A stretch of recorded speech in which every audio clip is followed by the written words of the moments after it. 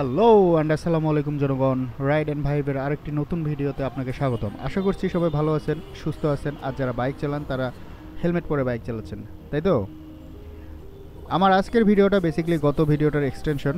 কথা দিয়েছিলাম পুরো হেলমেট ক্লিনিং প্রসেসটি আপনাদের সাথে শেয়ার করব, তো চলুন শুরু করা যাক। আরেকটা কথা বলে নিই, যারা আগের ভিডিওটা দেখেন নাই উপরে আই বাটন থেকে অথবা ভিডিও শেষে ইন্ড স্ক্রিনের পপ আপ থেকে দেখে নিতে পারেন। হেলমেট ক্লিনিং কতটা দরকারি তা আশা করি আমরা সকল বাইকাররা জানি। তারই ধারাবাহিকতায় এবার আপনাদের সামনে পুরো প্রসেসটা তুলে ধরব। লাইভ লোকেশন থেকে প্র্যাকটিক্যাল ক্লিনিং এবং দরকারি কিছু টিপস শেয়ার করব। তো এখন আমি আছি ঢাকা ৬০ ফিট রোডের মাঝামাঝি জায়গায়, আমতলা বাজারে। এখানে ইসলামী ব্যাংকের একটা বুথ আছে, ঠিক তার পাশেই হেলমেট ক্লিনিং নতুন শপটি চালু হয়েছে। ভিডিও যখন রেকর্ড করতেছি তার ৭ দিন আগে এই শপটা মোটামুটি ওপেন হয়েছে। সব কিছু একদম ফ্রেশ নতুন, বুঝতেই পারতেছেন, এক ধরনের ব্র্যান্ড নিউ ফিল আসবে এই ভিডিওতে। এটা আমাদের হোম এবং মেশিন 200 করে নিচ্ছি। আপনার হচ্ছে ভিতরে আমরা রেগুলার প্রাইস মনে হয় যে না আমার ভিতরে অতটা ময়লা বা এটা নাই, শুধু ঘামের ইটা একটা আছে, আপাতত মেশিন একটা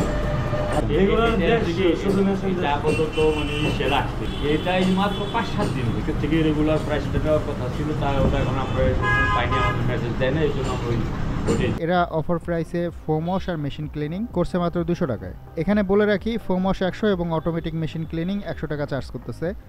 অফার শেষ হলে দামটা কিছু বাড়তে পারে, তবে যতক্ষণ অফার আছে ট্রাই করে দেখতে পারেন। চলুন ক্লিনিং প্রসেসটা কেমন সেটা দেখে আসি। এটা কয়েকটি ধাপে পরিষ্কার করা হয়। প্রথমত হেলমেটের বাহিরের ধুলাবালি মাইক্রোফাইবার রুমাল দিয়ে মুছে নেওয়া হয়।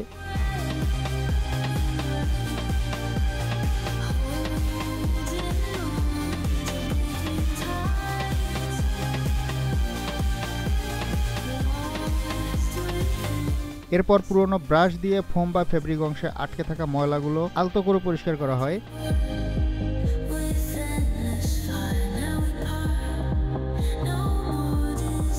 হেলমেটের গায়ে ফোম স্প্রে করা হয়।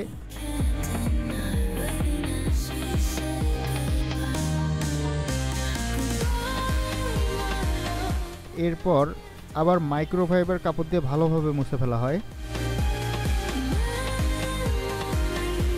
এতক্ষণ ফোম ওয়াশ হলো, যেটা আপনি চাইলে বাসাতেও করতে পারেন। দরকার হবে একটা ফোম স্প্রে আর পরিষ্কার কাপড়, ব্যাস। এবং সব শেষে হেলমেটটি মেশিনে ঢুকিয়ে দেওয়া হয়।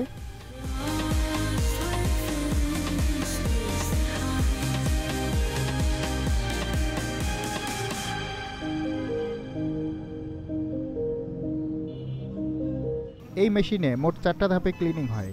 ভিতরের ফোম, লাইনিং, আউটার শেল সব কিছু ক্লিন আর শুকনো হয়ে যায়। প্রসেসটা শেষ হইতে সময় লাগে মাত্র ৪ মিনিট এবং পুরো প্রসেসটা শেষ হইতে সময় লাগে ১০ থেকে ১৫ মিনিট। তারপর আপনি চাইলে তখন এই হেলমেটটা আবার ব্যবহার করতে পারবেন।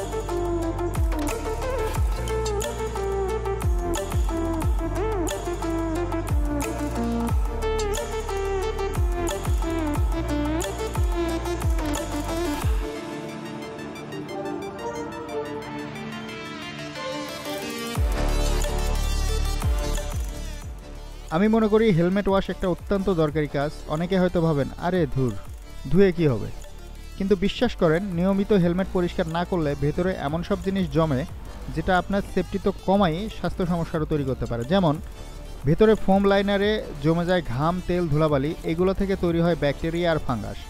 ফলাফল, হেলমেট থেকে গন্ধ বের হয়, স্ক্যাল্পে চুলকানি শুরু হয়, আর কখনো কখনো র্যাশ বা ইনফেকশন পর্যন্ত হতে পারে।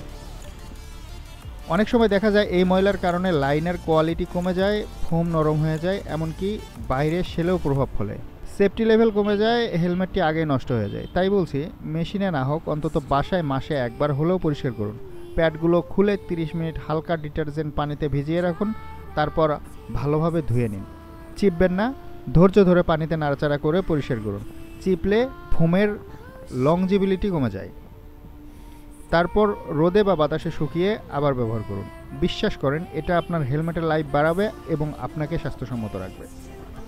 তো এই ছিল আজকের ভিডিও ভালো লাগলে একটা লাইক দিন, আর চ্যানেলে নতুন হলে সাবস্ক্রাইব করতে ভুলবেন না। See you in the next ride. Till then, stay cool, stay healthy. Allah Hafiz.